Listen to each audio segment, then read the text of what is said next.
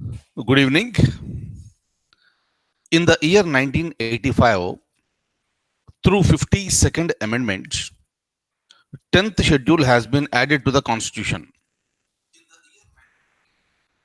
And with respect to that, a concept called anti-defection law has been added to the Constitution. Meaning, anti-defection law is mentioned under 10th schedule of the Indian Constitution. But what exactly is this? When I say anti-defection law, this is a mechanism to disqualify the members who jump from one political party to the other political party after getting elected. Since we are living in a democracy, since the members who are getting elected to the parliament are the members who are getting nominated to the parliament, and also the members who are getting elected to state legislative assemblies and state legislative councils, plus the members who are getting nominated to assemblies and legislative councils at the state level. Meaning, every member who is present in the parliament or every member who is present in the state legislature level, everybody comes under the concept of anti-defection law. This is a mechanism to prevent or discourage a member jumping from one political party to the other political party. Otherwise, what is the meaning here? In a democracy, people are voting for a particular candidate by looking at the political party. Or rather, in some cases, on the individual capacity, also the members are getting elected. But whatever the case it is, if once a member got elected on the symbol of a political party, that member is expected to continue in the same political party at least till next elections.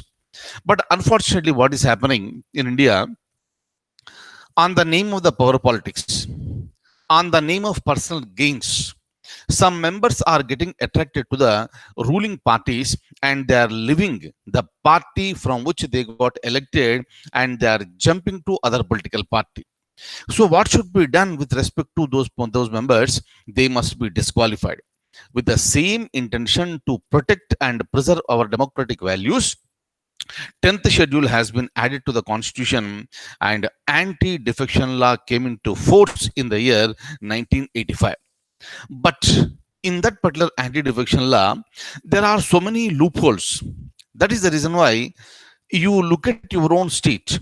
Definitely, there are some cases which are related to these defections, but the members are not getting disqualified. Why is it happening? That is a problem for today. For example, if you look at India, very recently in the month of December, after the present Vice President Sri Venkaya Naidu got elected as the Vice President, and as we all know, Vice President is the ex officio chairman of Rajya Sabha. And in the month of December 2017, Mr. Venkaya Naidu has disqualified two members in the Rajya Sabha. One is Sharad Yadav, and second one is Ali Anwar. These two members belong to a political party called Janata Dal United. So there was a huge political drama before that. If you look at the Chief Minister of Bihar, Mr. Nitish Kumar, now who is the president of Janata Dal United, at that particular time, Sharad Yadav was the president. And during the time, this Janata Dal United, they were a part of Grand Alliance, Mahagathbandhan. And that particular Grand Alliance was fighting against BJP and it was fighting against National Democratic Alliance. But in the year 2017, the statistics have changed and there was a necessity for BJP to take the support from Janata Dal United. And Mr. Nitish Kumar and majority of the members of Janata Dal United, so they have accepted and agreed to give support to National Democratic Alliance, which is led by BJP. And obviously, Mr. Sharad Yadav got angry and he did not agree for that.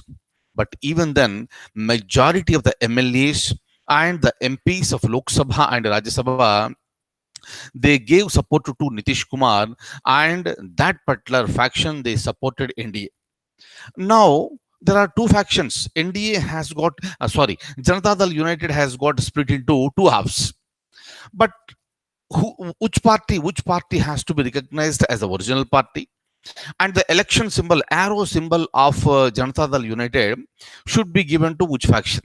And of course, it has reached the case has reached the election commission, and election commission made it very very clear that since majority of the MLAs and MPs are supporting, party bearers are supporting Nitish Kumar, hence this Janata Dal United faction that is there with Nitish Kumar is recognized as the original Janata Dal United.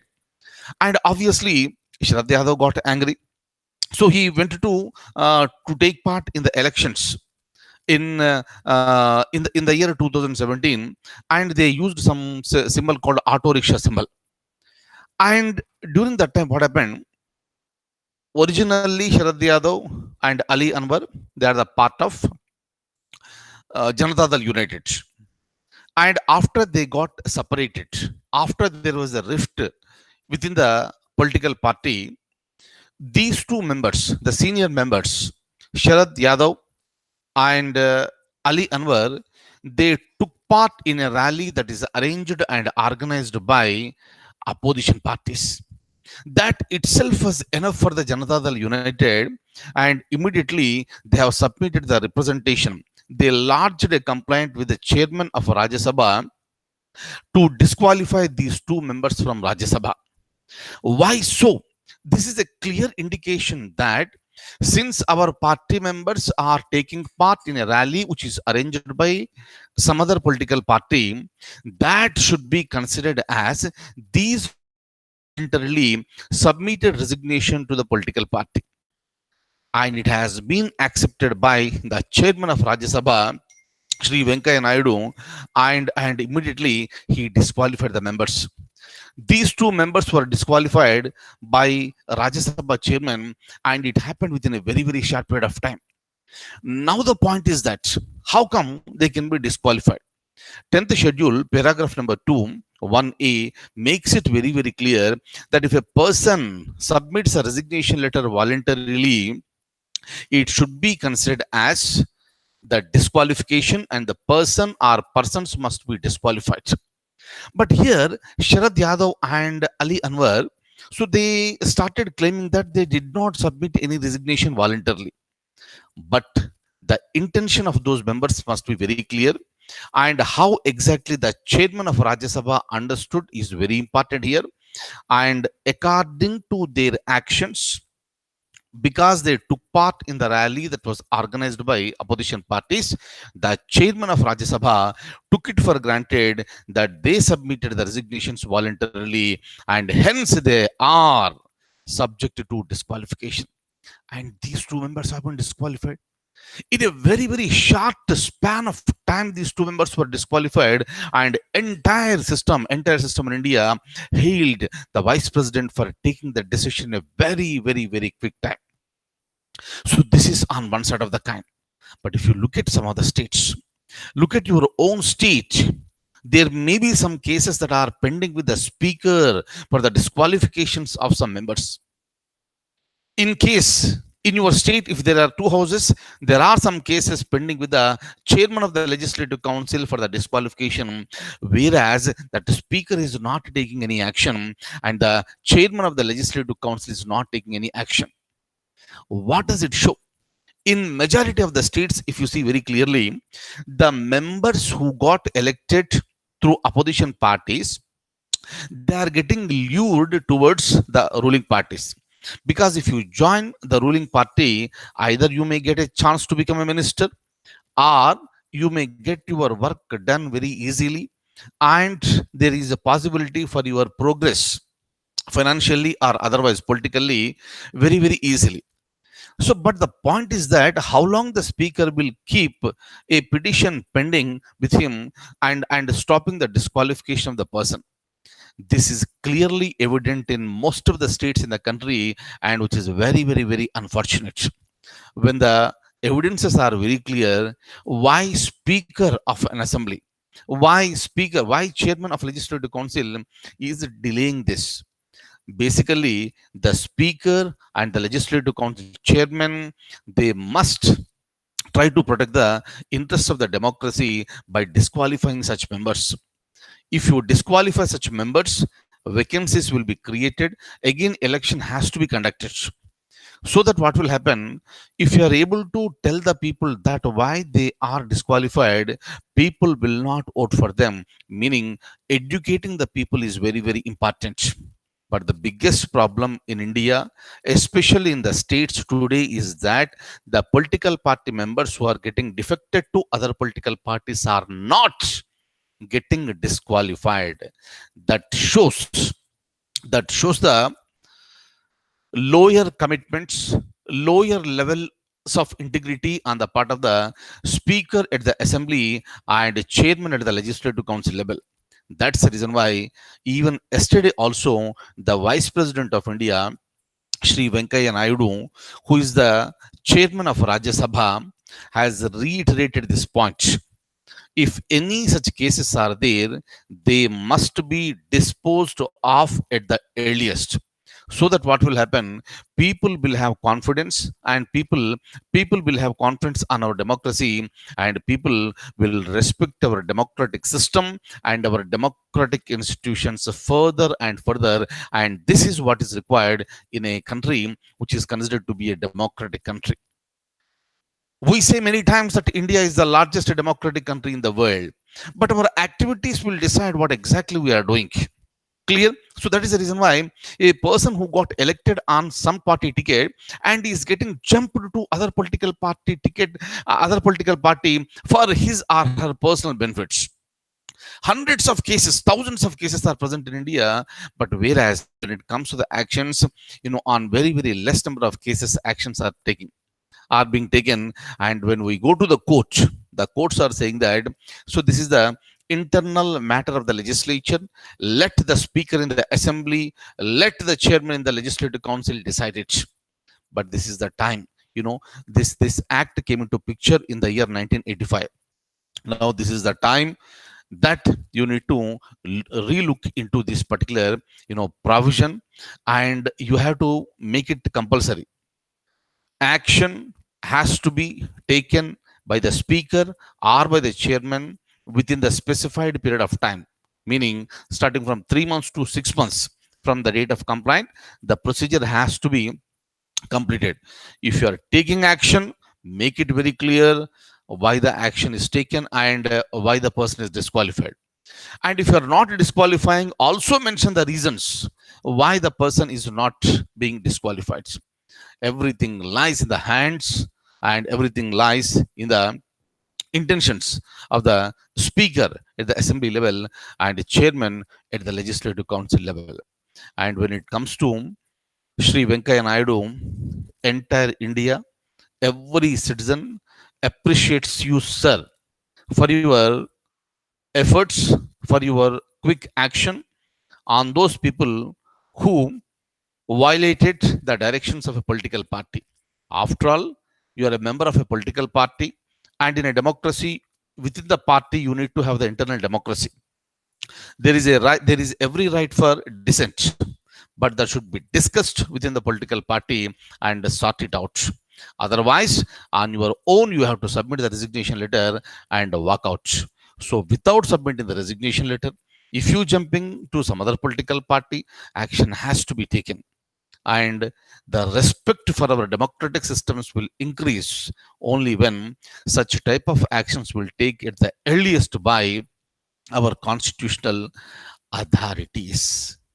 And whatever I said now regarding anti-defection law, 10th schedule and paragraph 2(1)(a), all these points are important for the examination, and very frequently they are happening at the state level. And kindly follow what exactly they are. Fine. And if you look at the speaker at the assembly level, obviously speaker belongs to the ruling party. Members are jumping from opposition party to ruling party. So obviously what happens, chief minister belongs to ruling party, speaker belongs to ruling party, opposition members are jumping into ruling party. Then why to take action? Is it not ethical? Is it not unethical? Yes, absolutely it is unethical. And this is what is happening with respect to the entire system. That is the reason why the constitutional authorities, they must understand their responsibilities and their commitment towards the constitution of India. Otherwise there is no meaning of staying in those very very very highly respectful positions. So that's all for the day. And today is September 5th. We are celebrating Teachers Day, and I thank you one and all from the bottom of my heart. So, who sent greetings to me on this particular auspicious day. And as ever, I promise that we'll continue this journey for a long and a longer period. And day by day, the quality levels and the content levels will increase. So, we'll be moving very progressively. And whatever we are doing, everything is because of your support and because of your continuous blessings and wishes. And I thank you, one and all, for being with me in this particular journey. And to the maximum extent, to the possible extent, I will give you my best and I will give you my support for all your success. And on this particular occasion, once again, I wish you all a very, very, very, very grand success in whatever the examination that you are appearing for in future. And as I said in the earlier class, that on October 2nd, I'm going to announce a big thing. Kindly wait for that, and I'm going to reveal certain things on that particular day, so which will be beneficial to you. So, thank you so much for being with me this evening, and I wish you all a very, very, very, very good luck. Take very good care. Good night, and I'll see you tomorrow. Thank you.